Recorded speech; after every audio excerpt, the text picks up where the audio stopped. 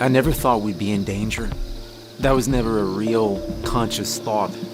After all our adventures to ghost houses, seances, or abandoned asylums, none of us had ever actually run into something dangerous.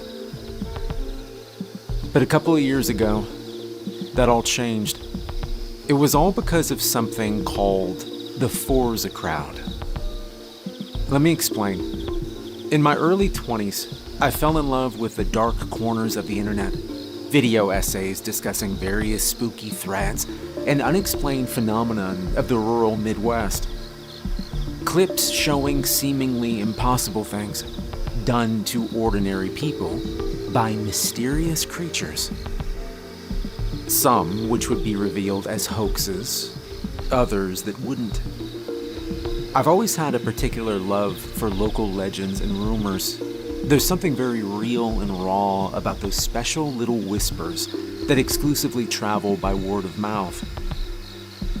I found a couple of friends through this hobby, first of which is my buddy Paul. We've been friends ever since we dressed up as the same version of Penguin, the villain, at a Halloween party in our late teens. I thought our time exploring haunted houses would be over when he started to date this girl, Veronica, or more commonly known as Vera. My fears were unfounded though, as she turned out to be just as weird as he is, making a great addition to our club of hobby horrors. This excursion started because Vera told us about this thing from her hometown, some left-of-nowhere kind of place in rural Minnesota. She said there was a local legend, but that there had been so many sightings that it was nothing short of a miracle that it hadn't been more widely covered. Paulie and I were all ears. I can't believe you haven't heard of it. None of you know about the Forza crowd? She asked. Yeah, no, we hadn't. So turns out this thing is a bit of a tall tale in her neck of the woods. The Forza crowd had been around for decades, and it was apparently so well known that most locals didn't even find it interesting anymore. Still, local law enforcement had an official warning out. And by warning, we mean a chain-linked fence and an angry sign. So the year I turned 24, we all packed ourselves into Paulie's car and set our sights towards rural Minnesota. If this thing was as prominent as we'd been told, there was no way we were gonna miss it. It's not as stupid as it sounds. Paulie and I had been on dozens of excursions to places people had sworn were horrifying and actually haunted. But up until that point, we hadn't seen anything but creepy paintings, a couple of weirdly colored sunflowers, and felt a sudden cold chill or two. The idea of something physical and tangible was laughable. Vera called up one of her local friends ahead of our arrival. This guy was sort of a tour guide, specializing in what they call dark tourism. It's a thing, but it's often pretty grim stuff. Still, he seemed capable enough. He had a couple of YouTube videos that we checked out. He used to be easy to find back then. His YouTube channel bordered on about 200k subs. We packed for a sleepover. Snacks, tents, sleeping bags, couple of cameras, the usual. Vera told us little to nothing about what to expect. She wanted Neil to get a chance to give us the complete tour.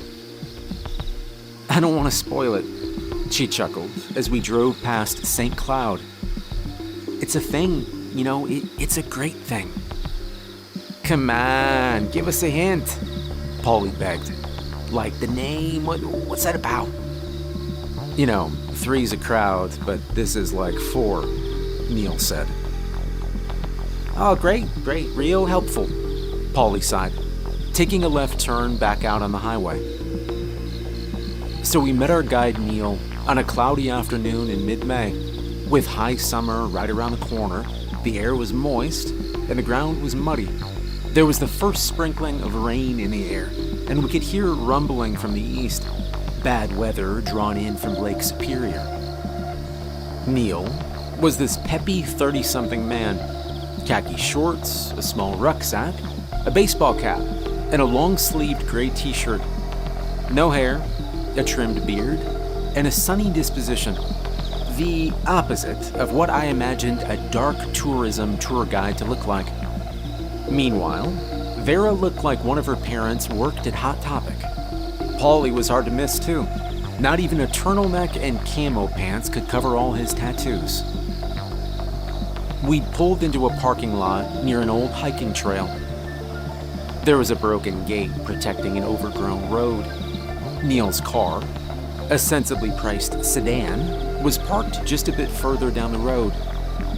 He welcomed us, and Vera sorted out the introductions. With that said and done, the tour was on. Neil immediately stopped us. "Okay, first stop is actually right here," Neil said, pointing at the ruined gate. "The entrance to the Hatchet Paper Mill, shut down since the 80s. Folks didn't take kindly to the whole Clean Water Act," Neil said.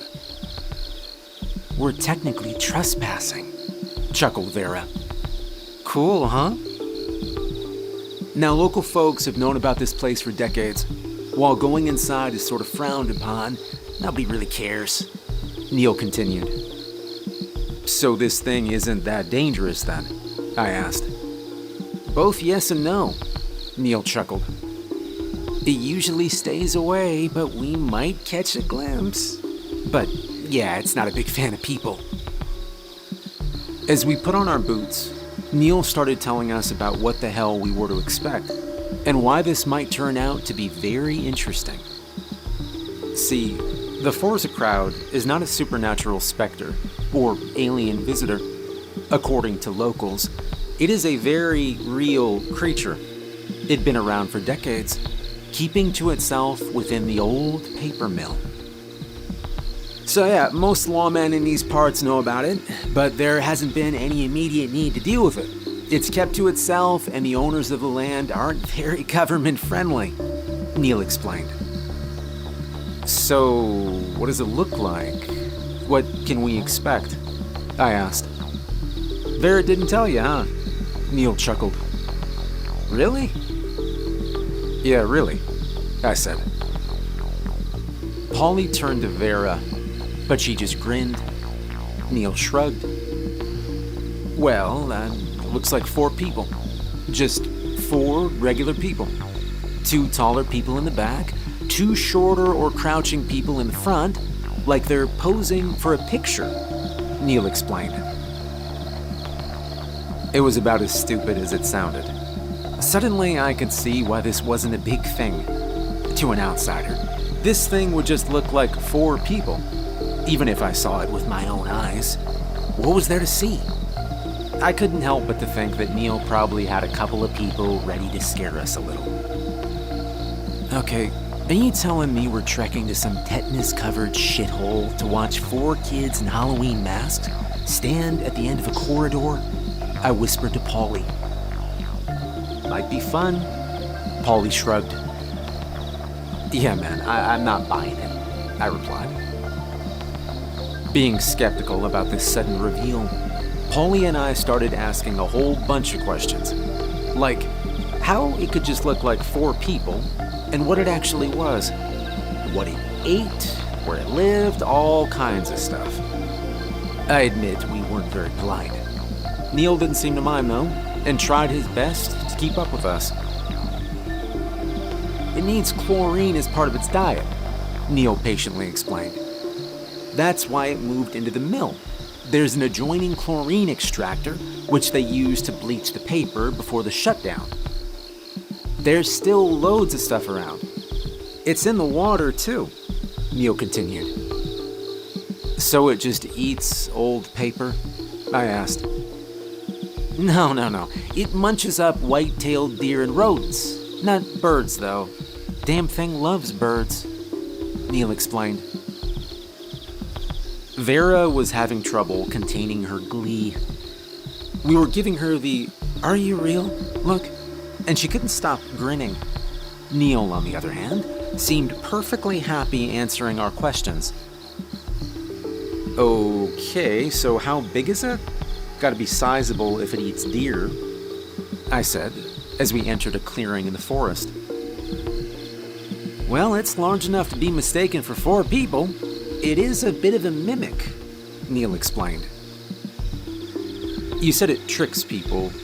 Tricks people into what? I asked. Well, either to look a little closer or scare them off. It depends. Neil said. And you've seen this? I said. Sure have. Neil nodded. We'll probably all see it off in the distance if we're lucky. It does move around a lot.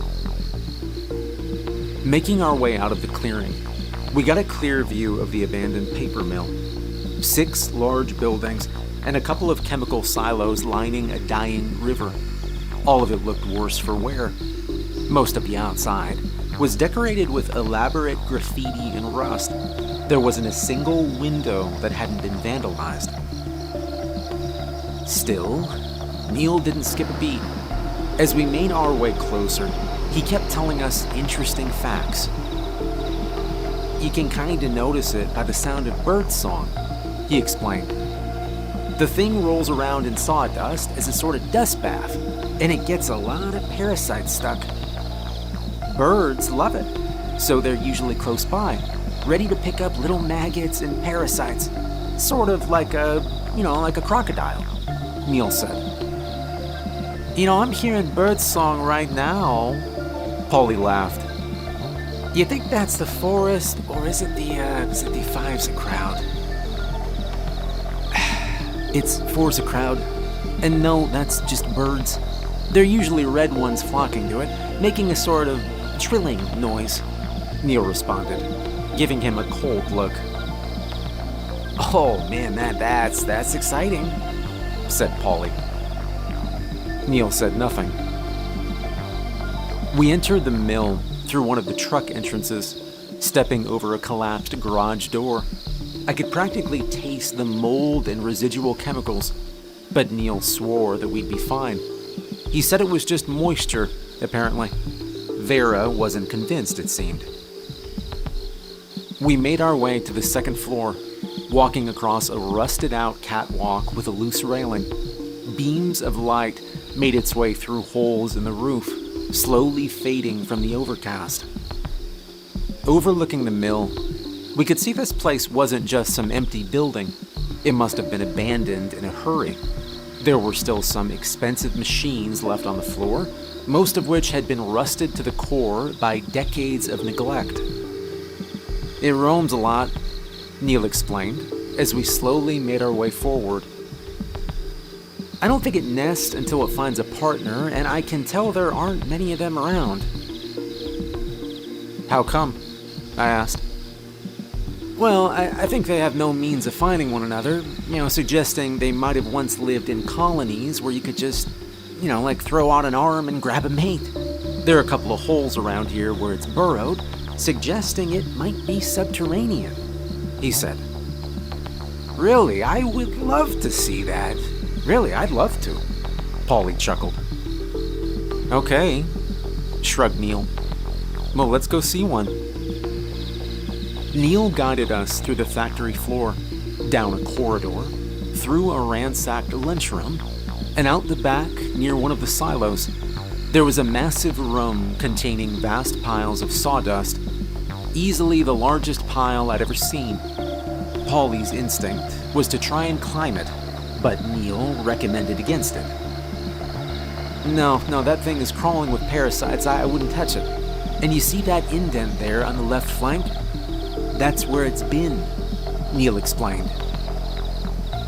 That just looks like a dent to me, Polly said. Vera elbowed him, and Polly made a lip-zipping motion.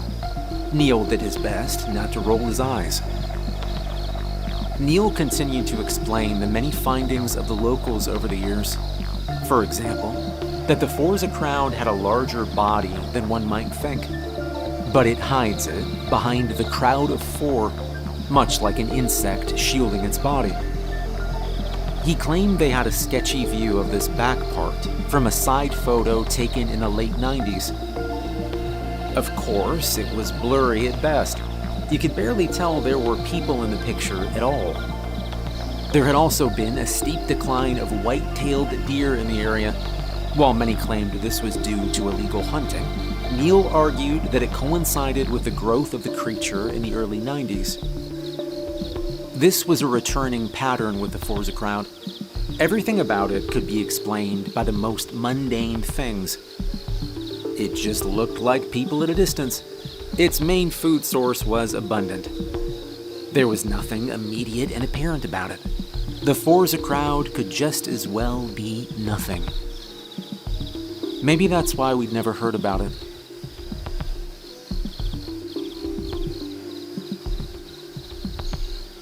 Neil continued the tour, showing us the various buildings around the complex. He told us about the different stations and the early history of the strange creature rumored to live there. We were shown a couple more points of interest, mostly relating to the early history of the creature, and by extent, the community at large. For example, there'd been a few people that had gone missing around the mill, but that was attributed to failing safety standards. Again, it was unclear. It could be blamed on a large, monstrous beast, but the far more likely cause was just an accident. Occam's razor. As we reached the rear exit, Neil clapped his hands together. "This is where I usually spot it. It moves through the old chemical storage right over there," Neil said. "So what do we do?" I asked. "Do we lure it out?" "Well, I suggest we wait," Neil smiled. "Put your feet up, take in the sights. It's a really cool place, huh?" Paulie walked over to me, carefully elbowing me for attention. Leaning in, he whispered, "The kids he hired to scare us aren't here yet, huh?"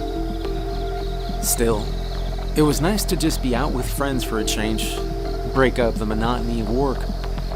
We put up our tents, we had a couple of hot dogs. Vera took a nap, listening to her favorite podcast. Paulie went for a jog on the catwalk, making little dust particles rain on the factory floor.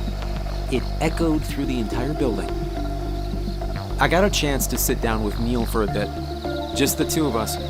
He seemed like a genuinely nice guy, but I could tell he was putting on a show. Then again, it was kind of his job, huh? Vera had known him since high school, so he'd given her a good price for this.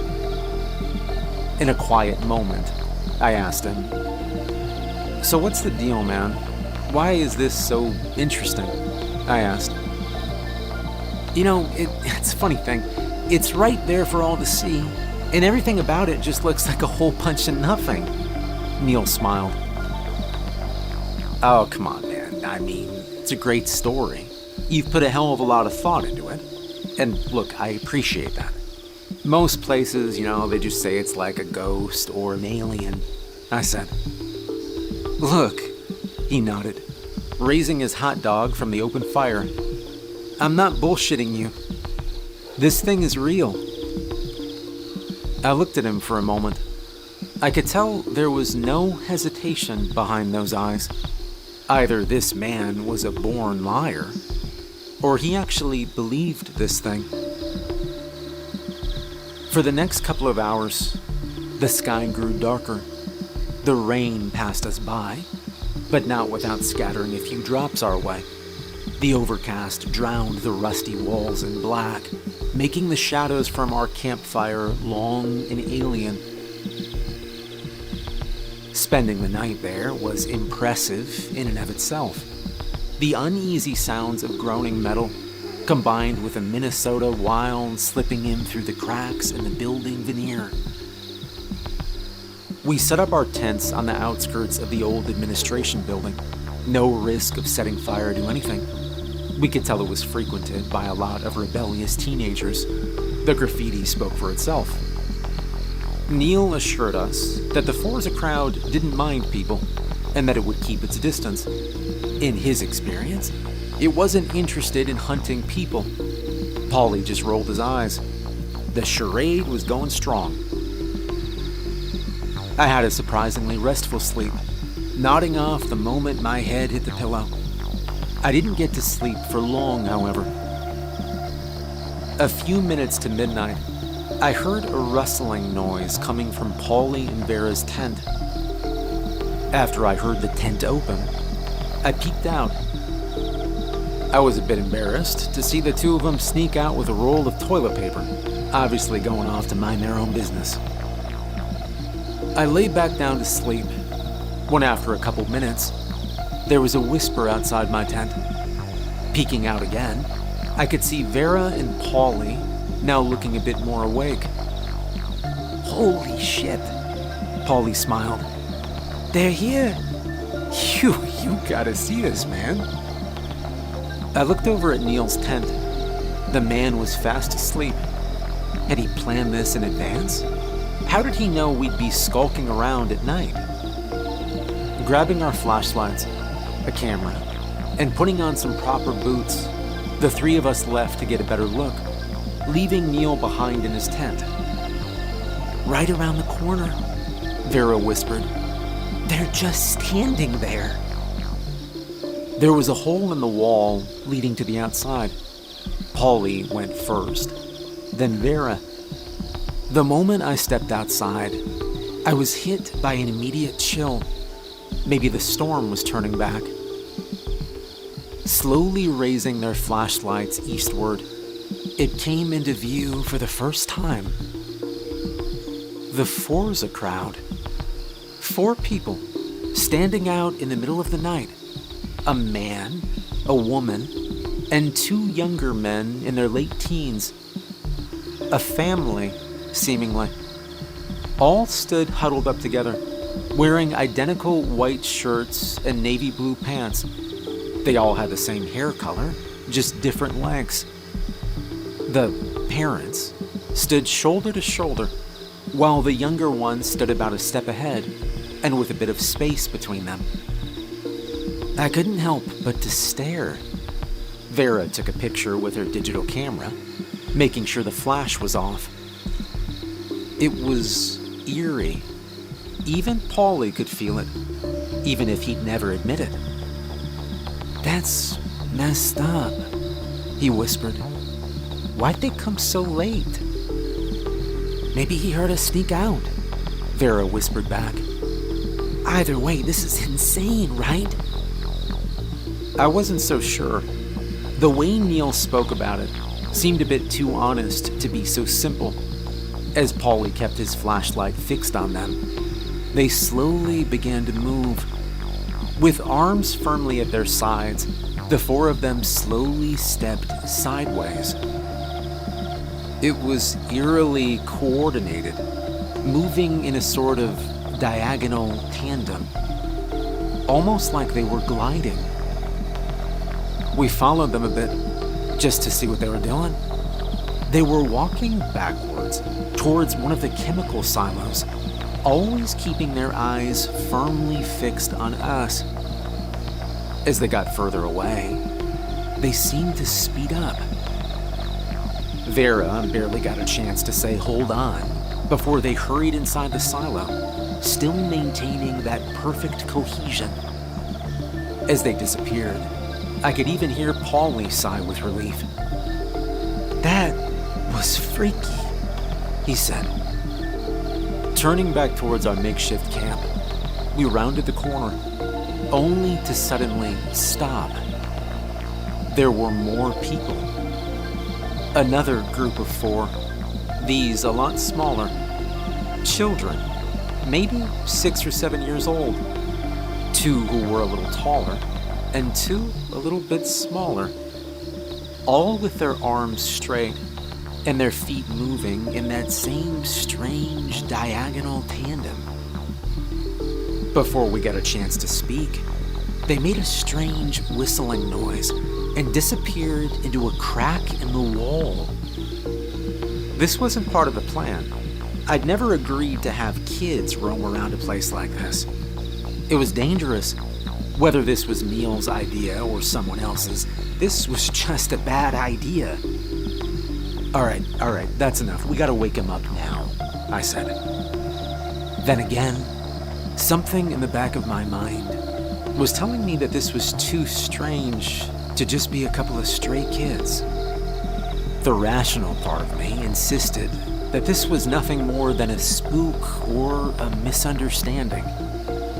But another part of me was starting to wonder what the hell I'd stepped into. Whispering for Neil to wake up, we could hear him murmuring to himself. He looked out of his tent with a wide yawn. "They're here now," Vera said, "but the kids are a little much." Neil just blinked, looking back and forth between us. "What kids?" he asked. Vera told him what we'd seen outside. It didn't seem to give Neil any pause until she clarified the group of kids that hurried inside. Neil just sat there, putting his clothes on with a furrowed brow. If he'd been playing the act of a tour guide up until now, this was the point where something changed. He asked her to clarify several things: their height, their speed, their reaction, their sounds. Paulie didn't seem to know what to think about this, flip-flopping between die-hard skepticism and genuine concern. I was somewhere in between. "Well, started Neil. "It's been rumored that the Forza crowd is a sort of arachnid. It might be parthenogenetic." "Wait, what kind of what genetic?" I asked. "Parthenogenetic," he clarified. "Able to effectively breed without a mate," Neil explained. "What would that even mean?" Paulie asked.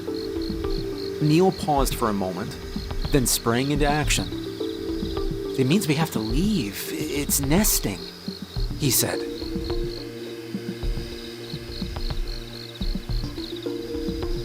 As we hurried to bring down our tents and pack up our things, I noticed something overhead. In and out of the holes in the roof, little red birds fluttered about a dozen of them. Thinking back on what Neil had said earlier, I was sure he'd mentioned something about birds. I tapped him on the shoulder, pointing upwards, and his face went pale as he held up a finger to his lips. Vera and Paulie noticed, and we all fell silent, moving very slowly as to not make noise. Every now and then, the birds would land, making little chirping noises, and then return upwards. Vera pointed at something, and there it was. It slowly sidestepped into view, only the legs of the 4 people moving, their arms remaining straight. Their heads wobbled a little as it moved, looking more like bobbleheads than people. They still looked like they were floating forward, held up by some unseen force. But most worrying of all, they were coming towards us. I didn't know what to do. Part of me wanted to run. Another part wanted to stand there and fully believe that this was somehow all bullshit. It had to be. There's no such thing as monsters. I've checked. Over all the years of laughing at the dark, I'd learned that there really was no such thing as monsters. But as these 4 strange people crept closer, I wasn't so sure anymore. And Neil seemed just as, if not more, confused. "Nobody moves," he whispered. "Let's see what it..."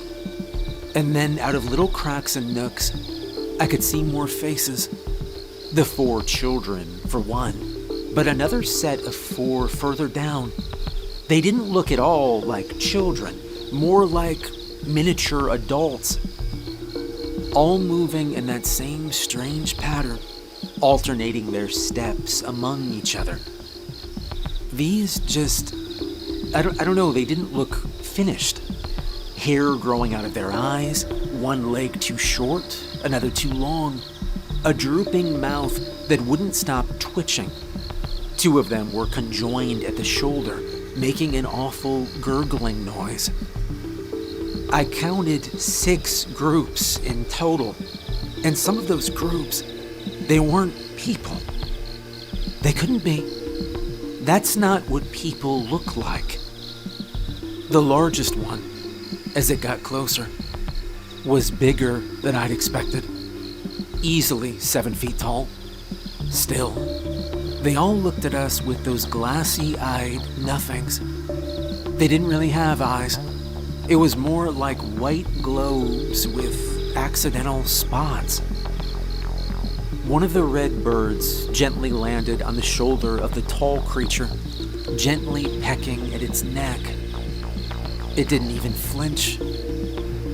Paulie held Vera tight as we all slowly backed off, leaving what little we brought behind. The campfire had long since burned out, but the tall one still daintily stepped over the embers.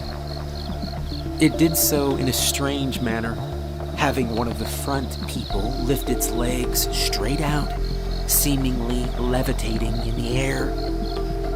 But that's when the illusion broke. As it got closer, it seemed to let go of its mimicry. One of the two front people split in half, revealing a set of arachnid legs with the same color as their hair. Impossibly tall and thick legs, hiding an all-black creature with dark, beady eyes. They'd been there all along, folding into vertical rows, acting as the back row's shirt buttons. They unfolded like origami, wordlessly tearing themselves apart, breaking whatever image I had of it, revealing a creature stretching out to its full size, easily breaking 9 feet tall with arms in every direction. Every leg was camouflaged as half a person that, when put together, would form the illusion of a group of 4. Fake bodies, nothing more than membrane and skin writhed back and forth lifelessly. Morbid appendages. I barely even heard the others screaming. Paulie grabbed Vera, heading for one of the side exits. Neil just kept repeating, "No, no, no," over and over, not even running. And I was frozen, staring into the slight reflection of 8 eyes arranged in 2 perfect columns of 4. White-clothed arms had unfolded into mandibles, creeping closer. In that moment, I thought I was going to die.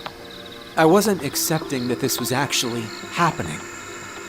100 thoughts were running through my mind at once, painting all the strange possibilities that might explain this. A prank show? A bad dream? Something. Anything. I could have died that day. Suddenly, it turned away from me. Paulie had run a hot dog stick straight through its right front leg.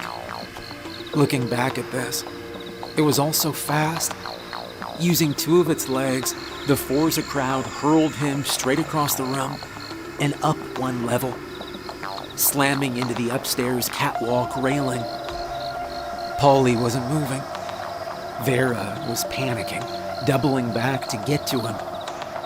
Neil grabbed her, heading for the side exit. I could have tried going with him, but there was no way I'd get by that angered creature. Instead, we had to split up, force it to pick a lane. And of course, it went after me. I went straight ahead in the wrong direction, down a long corridor, my steps pounding the dusty concrete. A dozen little feet followed me. Even their steps sounded human. It was like they were wearing shoes. The large one contracted, crawling forward with its 4 front legs first, furiously tapping its way forward. It was so fast, so twitchy, like it had abandoned all attempts at mimicry. I managed to make my way up the catwalk. The moment I reached the top, the stairs collapsed behind me. deafening me with a flood of metal crashes to the floor. The creature couldn't make its way up these old walkways. There was too much concentrated weight. But that didn't stop it. Moments later, the tips of its arms would wrap around the catwalk as it hung upside down beneath, trying to bite through the metal. And while I was fast, it could easily keep my pace. I could feel the mandibles poking through the steel, scraping against the bottom of my boots. Its arms reached for me, tearing at my jacket with little claws at the end. A section of railing gave out, unbalancing the creature and nearly knocking me to the floor below. Instead, it lost its grip and fell. It'd just be a few seconds before it got back up again. I realized then, this was a creature hungry to feed its young. This was not a docile attraction. Not anymore. There was a short platform connecting the two of the buildings. The thing had once looked like a sort of glass tube, but now it was just a set of unstable open-air platforms. Still, I didn't have much choice. I went for it. I couldn't think straight anyway. I have these brief memories of the chase. It felt like hours, even though it was probably just minutes. In my mind, I can picture every corner, every bump, and every skip. But it's hard to put into words.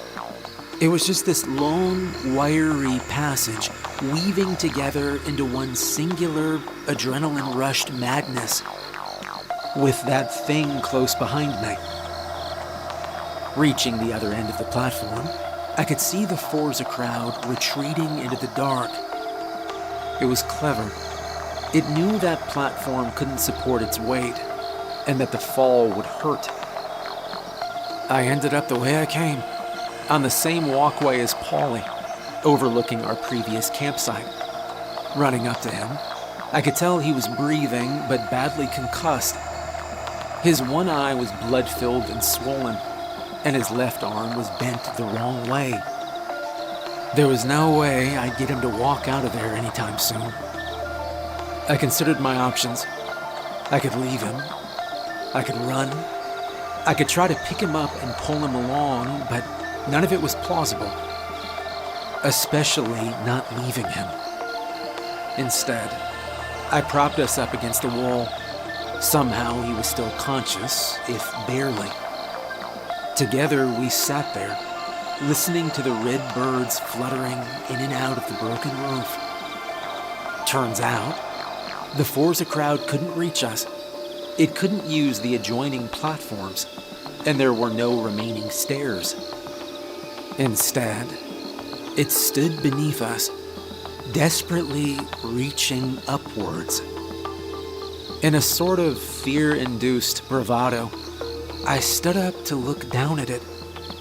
The catwalk groaned but held firm. For a moment, our eyes met. This button-eyed creature, completely emotionless. A creature that understood nothing but meat and offspring. It still reached for me, carefully, even tenderly, as if asking me to be a friend, to surrender. I sat back down next to Paulie. He panted heavily. I think his ribs were broken. I'm gonna get a new tattoo, he blurted out. Please don't, I muttered back. As he pointed at the thing, the arachnid legs slowly came back down. And little by little, the creature retreated into the compound, its young scuttling back and forth between its legs. And from a distance, even then, it was still hard not to see it as just a group of 4 people, just standing around in the dark. The 2 of us stayed up there, nodding in and out of exhaustion. I tried to keep Paulie stable, frantically looking up at the sky, waiting for the overcast to drift away. The morning had to come at some point. Paulie and I spent hours up there, waiting for Vera and Neil to come back. They eventually did, bringing a couple of cops with them. They managed to help Paulie back down and to tend to his wounds. He would end up losing the eye in surgery, but would otherwise make a full recovery. He actually got a tattoo of a spider later on. We've talked a lot about uploading our pictures and videos, but even now, looking back at what little footage we have, it just looks like people standing around in the dark. There's no attack or monstrous transformation. It doesn't look like anything. Just people. Strange people, but people nonetheless. Neil talked to the cops about reinforcing the fence. As he suspected, the Forza crowd had gone through a sort of self-fertilization, reproducing without a mate. We'd done the equivalent of standing between an angry mother bear and her cubs. But then again, we lived to tell the tale.